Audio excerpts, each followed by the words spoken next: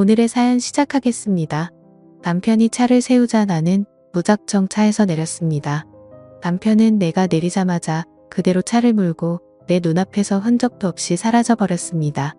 매정한 놈 내가 지랑 결혼한다고 나 좋다고 결혼만 해주면 손에 물 한 방울 안 묻히고 살게 해준다는 그 좋은 배경의 남자들 다 뿌리치고 결혼해줬건만 결혼을 하고 나니 내가 우선이 아니라 시댁이 우선이고 그 중에서도 제사가 최우선인 사람이었습니다. 아무리 조상님이라지만 죽은 사람한테 뭐 그렇게 정성을 들이는지 지 마누라인 살아있는 나한테는 이렇게 개똥처럼 대하면서 말입니다. 웃기지도 않습니다. 서울로 올라가면 당장 이혼이라 생각했습니다. 요 놈의 이 벼놈의 주댕이 나는 손으로 내 입을 찰싹찰싹 때렸습니다. 오밤중에 낯선 도로에 지갑이나 핸드폰도 없이 몸만 내쫓겨오고 가도 못하는 신세가 된 것입니다. 아무리 화가 나도 이성적으로 내 핸드폰과 지갑이 들어있는 가방을 가지고 내렸어야 했는데 밤새 걸어서 서울까지 가야 하는 건가 생각하니 내 신세가 철회했습니다. 모든 일의 화근은 내 입에서 시작되었습니다. 그냥 입 닫고 조용히 갔으면 지금쯤은 집에서 편하게 발 닫고 잠이나 자고 있을 텐데 속이 부글부글 끓어도 끝까지 참았어야 했는데 남편이란 작자가 어떤 사람인지 모르는 것도 아니고 한두 번 당한 것도 아닌데 나는 오늘도 홧김에 성질대로 하다가 남편의 복수에 제대로 다했습니다. 밤이 늦어 도로에 운행하는 차도 없고 길눈이 어두워 여기가 어디쯤인지 얼마나 더 가야 집에 도착할 수 있는지도 모르는 상황에서 남편 욕밖에 안 나왔습니다. 나쁜 놈이 가란다고 진짜 가냐? 싶더군요.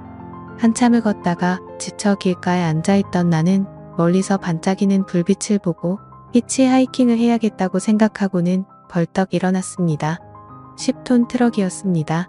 평소 저런 큰 트럭도 한번 타보고 싶긴 했는데 이런 식으로 타고 싶은 건 아니긴 했는데 그러나 찬밥 더운 밥 가릴 처지가 아니었습니다. 설까 싶었지만 간절한 마음으로 머리 위로 손을 들어 마구 흔들었습니다. 그러나 그 차는 나를 그냥 생 지나쳐갔고 이런 나쁜 놈아 너도 내 남편이랑 똑같은 놈이다. 저는 트럭에다 대고 고래고래 소리를 질렀습니다. 끼익 저만 취해서 트럭이 멈춰 섰습니다. 설마 나를 태워준다는 건가? 저는 냅다 뛰어 트럭으로 가차 문을 열고 조수석으로 올라탔습니다. 고맙습니다. 아까 뭐라고 하는 것 같던데 뭐라고 한 거요? 아, 아닙니다. 혹시 어디로 가세요? 나는 서울 양천구로 가는데 어디로 가시오? 그럼 가는 길에 저 강남 가는 길 위에 좀 내려주실 수 있을까요? 뭐 서울 들어가면 내려줄 테니 거기선 알아서 가시오. 네, 정말 감사합니다. 근데 핸드폰 지갑 하나도 없어서 돈도 좀 빌려주실 수 있으세요? 뭐 이렇게 없는 게 많고 해달라는 게 많아 배고프니 밥도 사달라고 하지 그래? 사실 춥고 배도 고프긴 한데 히터 먼저 좀 틀어주실 수 있을까요? 어참 난 밤새 달려야 해서 히터 틀면 졸려서 곤란한데 전 밖에서 한참 떨었더니 애처로운 눈길로 쳐다보자 트럭 운전사는 그럼 히터 틀고 길가에 한잠 자고 가야겠네. 안 그래도 나도 졸리던 참이었는데 그렇게 우리는 도로가에 있는 졸음 쉼터에서 트럭을 세우고 트럭 안에서 눈을 감고 잠을 청했습니다. 저는 기분이 싱숭생숭했습니다.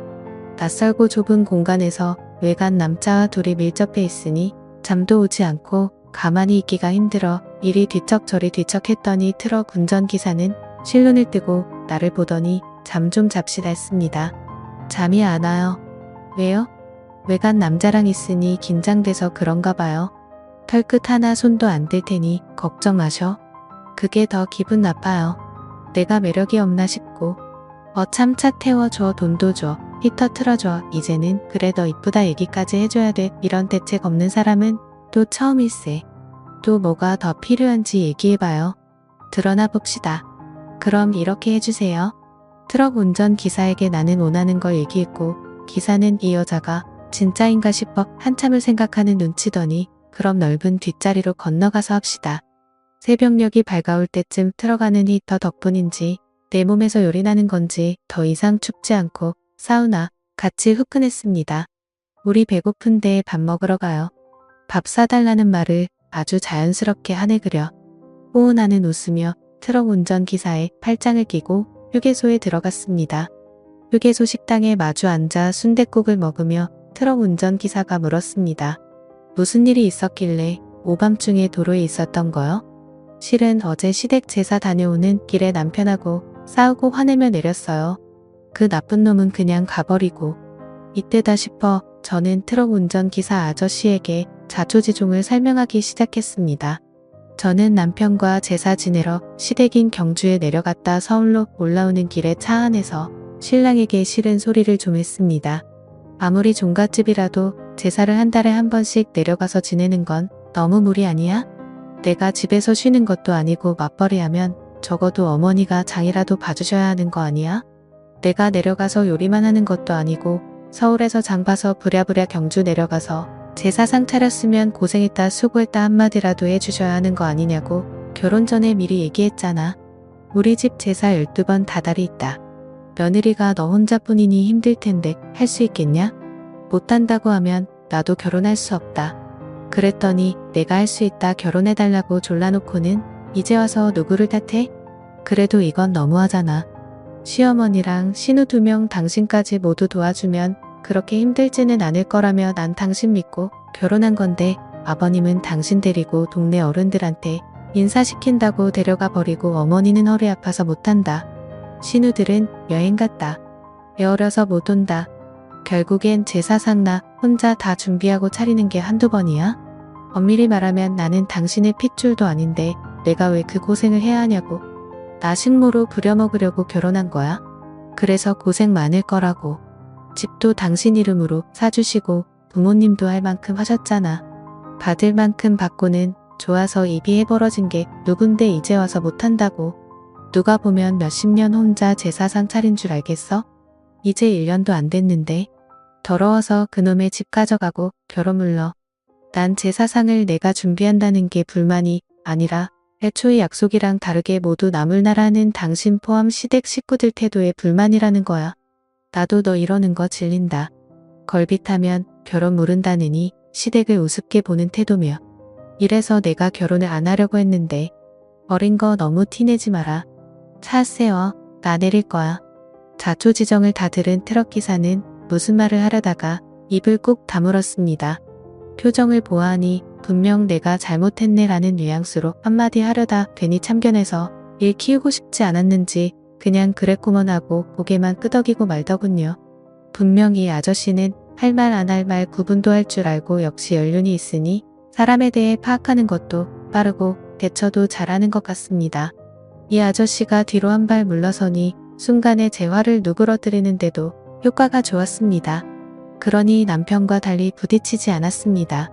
저도 물론 제가 어느 정도 잘못했다는 것도 알고 억지를 부리는 것도 알고 있는데 다 알고 있으면서도 이렇게 물러서니 오히려 제가 좀 멋쩍어지는 느낌이었습니다. 그나저나 저는 아무래도 좋았습니다. 그 아저씨의 외모가 제 이상형과 부합하기도 했고 덕분에 오랜만에 쿵짝 맞는 사람을 만났으니 말입니다. 이런 기회가 흔한 것도 아니고. 혹시 결혼하셨어요? 했지. 애도 벌써 다 커서 지 밥벌이 하는데. 사모님이랑 금술은 좋으세요? 우리 마누라하고는 사별한 지 몇 년 됐어. 살아있을 때는 금술이 좋았지. 그러실 것 같아요. 아내분 그릴 때 어떻게 하세요? 뭐 어쩔 수 있나? 죽은 사람이 살아 돌아올 수 있는 것도 아니고. 외로우시겠다. 그럴 땐 저한테 연락 주세요. 참이 아가씨가. 아니 아줌마가 당돌하기도 하네. 그래서 싫으세요? 난 단순한 놈이라 골치 아픈 건 싫어. 한 번이면 됐지. 아저씨가 여자를 만나지 않는 건 소중한 재능 낭비라고요. 그리고 우리가 또 어떤 인연이 될지는 모르잖아요. 소중한 인연 계속 기어나가자고요. 혹시 집안에 제사 지내세요? 아니 난 안 지내. 나는 막내라 우리 형님이 알아서 지내지. 형님도 그냥 간단하게 기도만 하시지. 나만 그냥 아내 기일 날 아내 좋아했던 것만 몇 개 밥상에다 놓지. 저 어떠세요? 무슨 말이야? 오늘 처음 봤는데 내가 아가씨를 어떻게 알아? 저는 아저씨 너무 좋은데. 이대로 헤어지기는 너무 아쉬운데 여기 앞에 있는 전화번호로 연락드리면 되죠? 전화 드릴게요. 자주 만나요 우리. 트럭에 타고 기사가 시동을 걸고 출발하려고 하자 저는 기사의 손을 잡으며 밥을 먹어서 졸린데 조금만 더 쉬었다 가요. 라고 말했고 트럭은 졸음 쉼터에서 한참을 서 있다 지나가는 차량이 많아지자 그제야 서울로 출발했습니다. 서울로 출발하는 트럭에서 저는 곤히 단잠에 빠져들었습니다. 그 이후로도 저는 제사 때문에 남편과 여전히 티격태격하고 있고 그럴 때마다 트럭 운전기사 아저씨한테 신사한탄을 늘어놓으며 만남을 이어오고 있습니다.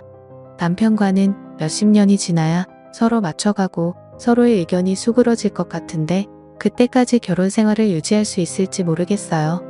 저한테는 오히려 나이 차이가 좀 나면서 배려심 많고 적극적으로 챙겨주는 운전기사 아저씨가 딱이라는 생각도 들고 있고 하루라도 빨리 마음을 정하고 정착을 해야 할 텐데 결정을 내리기 쉽지 않네요. 제가 남은 생을 행복하게 살아가려면 어떤 선택이 현명할까요? 사연을 들어주셔서 감사합니다.